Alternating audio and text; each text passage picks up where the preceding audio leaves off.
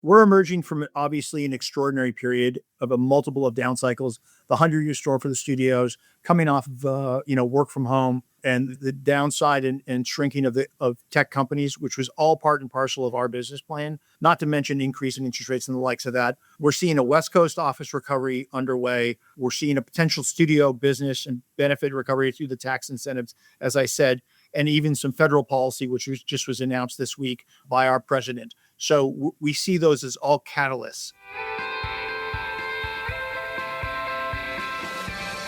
Hello and welcome to the REIT Report. I'm your host, Sarah Borkson-Keto. In today's episode, I'm joined by Victor Coleman, founder, chairman, and CEO of Hudson Pacific Properties, the LA-based REIT that focuses on marquee office and studio properties for dynamic tech and media tenants. Victor, thanks for taking the time to speak with us today.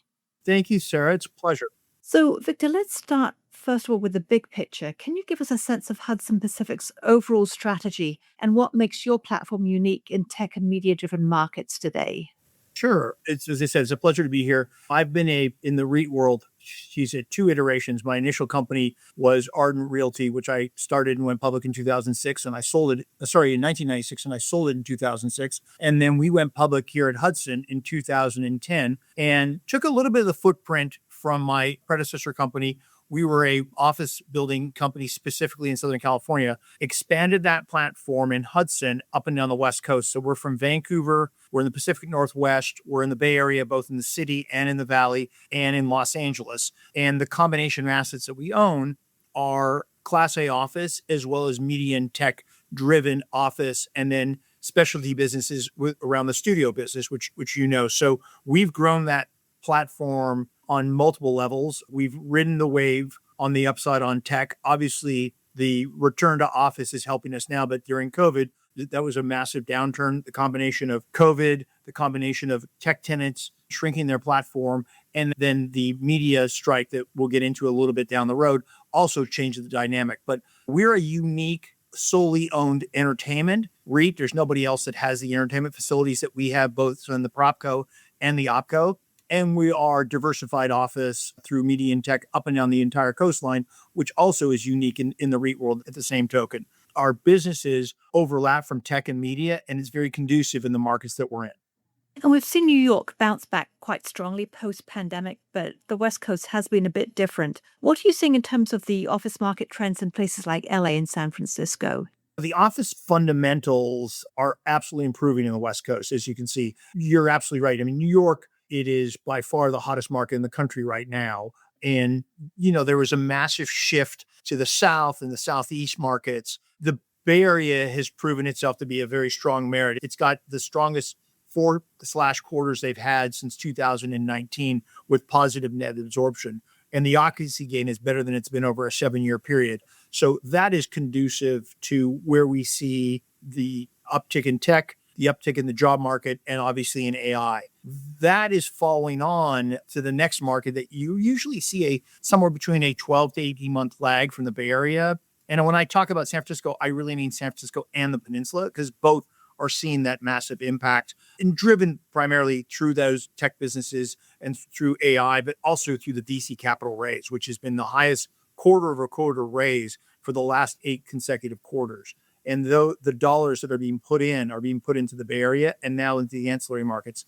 But Seattle is starting to see improvement. Clearly, the political environment in San Francisco led the way. Most recently, San Jose led the way as well with the mayor in San Jose. Seattle, Mayor Harrell, he's also leading the same sort of band in terms of positive growth and business acceptability. And he's taken a page out of what his peers in the West Coast are doing. I'd say Los Angeles is really third to the race in that. Clearly, there are some inherent political issues in Los Angeles, given homelessness, given crime, given the fires. So the leadership trend around that has slowed. But the biggest peril in Los Angeles is the genesis of its business line, which is entertainment. That just has not come back. We're seeing some highlights along the way, but it's going to need a lot more of a boost. And most recently, the tariff conversation about taxing people 100% tariffs for filming outside of the US may have some more boost, but just the inherent business growth, we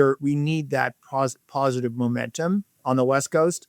that will trigger Los Angeles. And there's a lot of upside in Los Angeles in the next several years between World Cup next year, Super Bowl the year after, and the Olympics after that. So there's a lot of capital being deployed in the city of Los Angeles and the surrounding areas that should benefit from the draw, which is going to happen by the end of 28.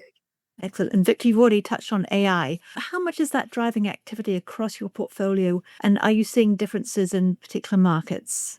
Well, I mean, San Francisco is the epicenter of AI. It's got somewhere between, there's $160 billion in funding for VCs between 2024 and 2025. And 95% of the AI VC funding really in the first half of 25 went to San Francisco.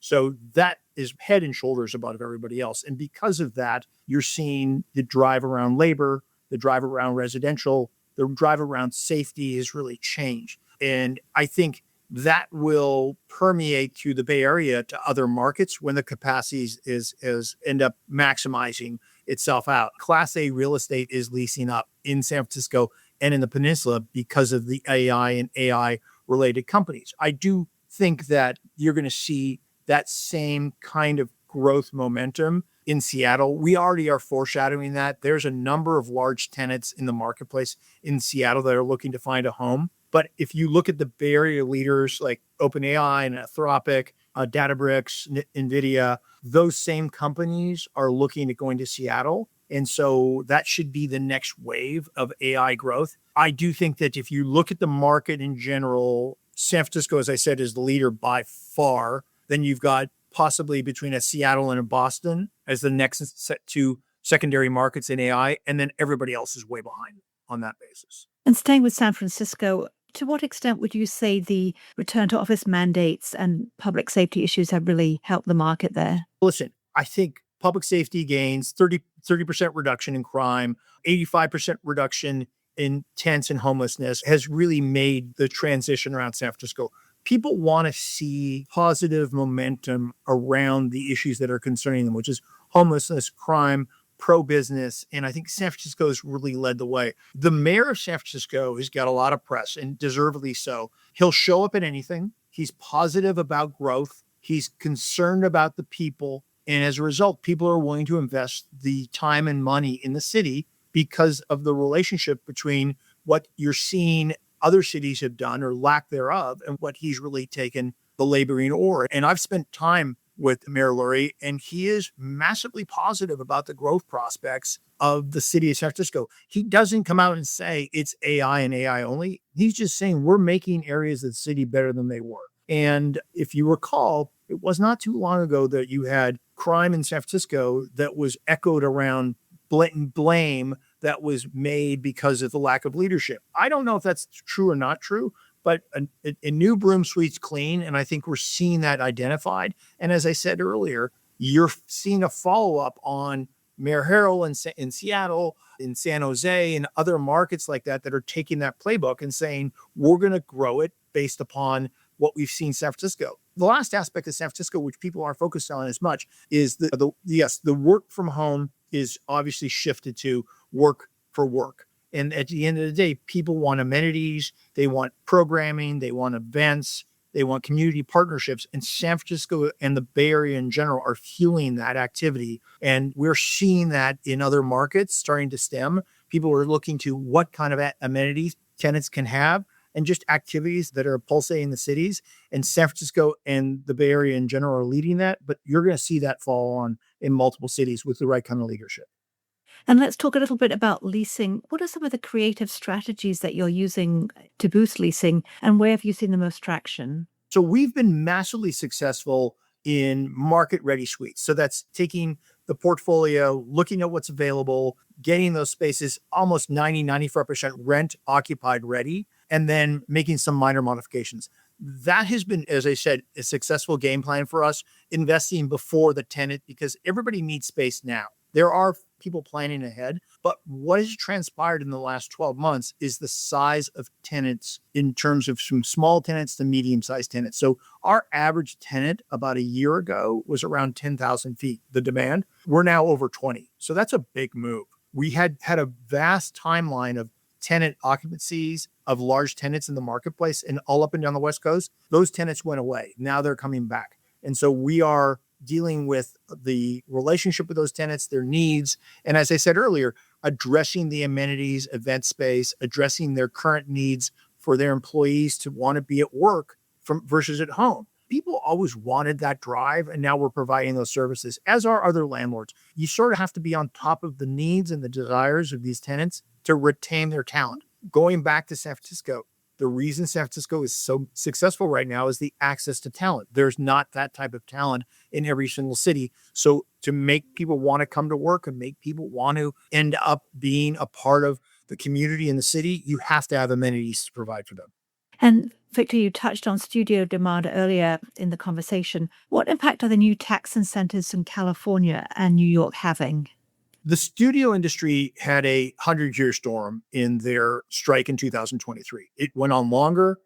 It has now, the vision around people are coming back quicker has not been the case, clearly. And I think what you've seen is a loss of business on the smaller scale. So anything behind the scenes, whether it's wardrobe or catering or lighting and grip, transportation, makeup, all those companies who were flourishing pre-strike are now either not flourishing or even out of business. So there needs to be a massive startup around that. What these tax incentives in New York and in Los Angeles or California, I should say, have focused people on is coming back to the core businesses and capturing the return of filming in these two main cities, which is the heart of really production. Hollywood is the heart of production in the world, and we need to get back to what it is. And so these tax incentives have right now, we've had a 50% year over year increase in production applications since they came out in place. And so almost, it's not specific monthly, but it's almost every month there's new applications. Those applications have gone from 0 to the first iteration was about 43 to the next iteration was 22. These are all shows. And the October one's coming up in 2 weeks. If you get approval, you have 6 months to start filming. And so you're going to see this waterfall of activity happening with all these approvals are coming in place.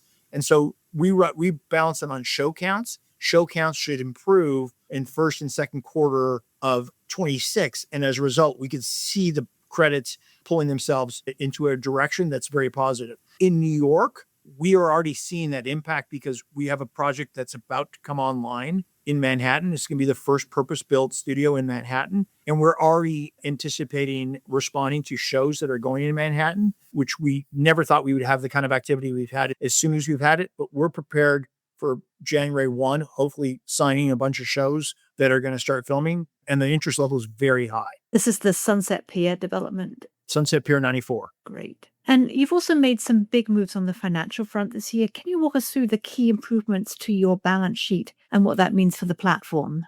For the most part, it was a two-pronged plan, right? We extended maturities and restructured our debt financings on the debt side, and we added equity on the equity side. So we've done a tremendous amount of work in the fiscal year of 2025. We have over $1 billion liquidity as we sit right now. We did a $475 million CMBS financing. We did almost a $700 million common equity offering. We did another $285 million refinancing of our 1918 asset, which is 100% occupied by Amazon in Seattle. And we've also extended our credit facility that will extend through 2029 over $500 million. Those are major hurdles of the company. We are seeing that impact now. As I said, we're sitting on a lot of liquidity. We are seeing that the impacts of our fruits of our hard work during what was really a challenging time is now we're seeing that impact in terms of our leasing, in terms of our debt ratios, our debt to EBITDA ratios, and all of this is coming into play, but a lot has been accomplished in a fairly short period of time. And looking ahead, how do you see Hudson Pacific continuing to create value for shareholders? Can you talk a little bit about what's next in terms of strategy, portfolio evolution, and leveraging your expertise? Sure. Listen, we're emerging from obviously an extraordinary period of a multiple of down cycles, the 100-year storm for the studios, coming off of the work from home and the downside and shrinking of tech companies, which was all part and parcel of our business plan, not to mention increase in interest rates and the likes of that. We're seeing a West Coast office recovery underway. We're seeing a potential studio business and benefit recovery through the tax incentives, as I said, and even some federal policy, which was announced this week by our president. So we see those as all catalysts. The portfolio is truly comprised of Class A premium office assets in markets that are growth-oriented markets. And the ability for us to capture tenant occupancy in these markets is being materially changing as we speak. AI is a component of that, clearly, and the demand is obviously unmatched. But we're well positioned with, as I said, our balance sheet. We need no more capital in the process that we're at right now. We can execute on our strategies and our priorities. Leasing up is number one, and returning our Studio Quixote business to profitability is number two. Those are on track. I think you'll see a major improvement on both in the first half of 26. And so we're on pace to focus on the growth of the company. We also have lowered our G&A considerably as a major driver of cash flow growth. And lastly, and most importantly, we have a team that is dedicated and exceptionally focused to achieving these goals that we put in place now that we position ourselves in ability to grow going forward and take advantage of these opportunities in our markets, which has been obviously depressed for some amount of time. 2019 was a long time ago. This has been a cycle of 6 years of volatility that we're finally seeing some light at the end of the tunnel. Victor, thanks so much for your time today. It's my pleasure. I hope to see you soon. And to our listeners, if you enjoyed this episode, please subscribe or leave a review on your favorite podcast platform.